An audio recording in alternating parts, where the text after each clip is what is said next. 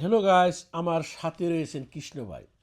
আমরা চলে আসলাম Pattaya, Thailand, সমুদ্রের মাঝে একটি বড় বোটের উপর। এই জায়গায় রয়েছে অনেক প্যারাসেলিংয়ের সুবিধা। তাই আমরা এই প্যারাশুটের রাইডগুলো বিভিন্ন জনে বিভিন্নভাবে উপভোগ করতে চলেছি। সমুদ্রে এসে এই প্যারাশুট রাইডগুলো উপভোগ করার জন্য অনেক সাহসিকতার ব্যাপার রয়েছে।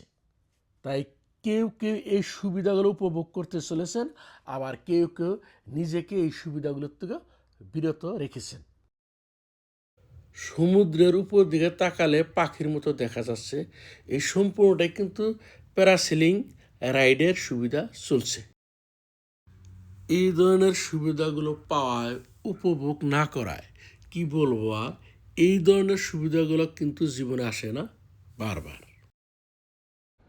সমুদ্রের উপর এত উপরে থেকে ধীরে ধীরে ধীরে ধীরে নিচে নাইমা আসায় যে আনন্দটা হয়, সাথে কিন্তু অনেকটা ভয়ের ব্যাপারে এখানে রয়েছে। কেউ কেউ আবার ছড়ি বলে শেষ করছেন। ছড়ি শব্দটা কি অদ্ভুত, তাই না? সাধারণ মানুষে বললে ঝগড়া শেষ, আর ডাক্তারে বললে জীবনই শেষ। নিজের জীবনের লড়াইটা নিজেকে লড়তে হবে। জ্ঞান অনেকেই দেবে, কিন্তু সঙ্গ কেউ দিবে না। সমুদ্রে কেমন লাগলো বন্ধুরা? ভিডিও সাথে থাকার জন্য সবাইকে ধন্যবাদ।